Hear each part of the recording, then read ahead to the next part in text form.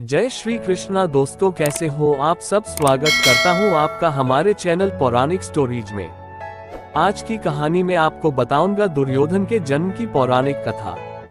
तो वीडियो के आखिर तक जुड़े रहें और वीडियो अच्छी लगे तो हमारे चैनल को सब्सक्राइब जरूर करें। एक बार महर्षि व्यास हस्तिनापुर में गांधारी के पास आए। गांधारी ने सेवा शुश्रूषा करके उन्हें बहुत ही संतुष्ट किया। तब उन्होंने उससे वर मांगने को कहा। गांधारी ने अपने पति के समान ही बलवान सौपुत्र होने का वर मांगा।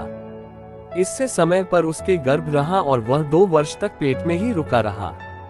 इस बीच में कुंती के भी गर्भ से युधिष्ठिर का जन्म हो चुका था। स्त्री स्वभाववश गांधारी घबरा गई और अपने पति धृतराष्ट्र से छिपाकर इसने गर्भ गिराया तो पेट से लोहे के गोले के समान एक मांसपिंड निकला। 2 वर्ष पेट में रहने के बाद भी उसका ये कड़ापन देखकर गांधारी ने फेंक देने का विचार किया। भगवान व्यास अपनी योग दृष्टि से ये सब कुछ जानकर झटपट उसके पास पहुंचे और बोले, तू ये क्या कर रही है। तो गांधारी ने सब कुछ सच बता दिया। उसने कहा, भगवान आपके आशीर्वाद से गर्भ तो मुझे पहले हुआ पर पुत्र कुंती के पहले हुआ। 2 वर्ष पेट में रहने के बाद भी 100 पुत्रों के बदले यह मांसपिंड पैदा हुआ है। तो व्यास जी ने कहा, गांधारी मेरा वचन सत्य होगा।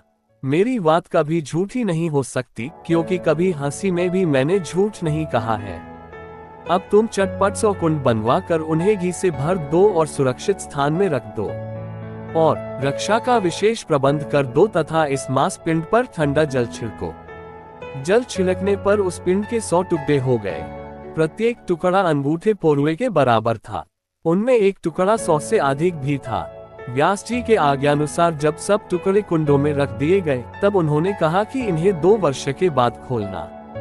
इतना कहकर वे तपस्या करने के लिए हिमालय पर चले गए। समय आने पर उन्हीं मांस पिंडों में से पहले दुर्योधन और पीछे गांधारी के अन्य पुत्र उत्पन्न हुए। जिस दिन दुर्योधन का जन्म हुआ उसी दिन परम पराक्रमी भीमसेन का भी जन्म हुआ था। दुर्योधन जन्म लेते ही गधे की भांति रेंकने लगा। उसका शब्द सुनकर गधे, गीदड़, गिद्ध और कौवे भी चिल्लाने लगे। आंधी चलने लगी। कई स्थानों पर आग लग गई। इन उपद्रवों से भयभीत होकर धृतराष्ट्र ने ब्राह्मण, भीष्म, विदुर आदि सगे संबंधियों को बुलवाया और कहा, हमारे वंश में पांडुनंदन युधिष्ठिर ज्येष्ठ राजकुमार हैं। उन्हें तो उनके गुणों के कारण ही राज्य मिलेगा।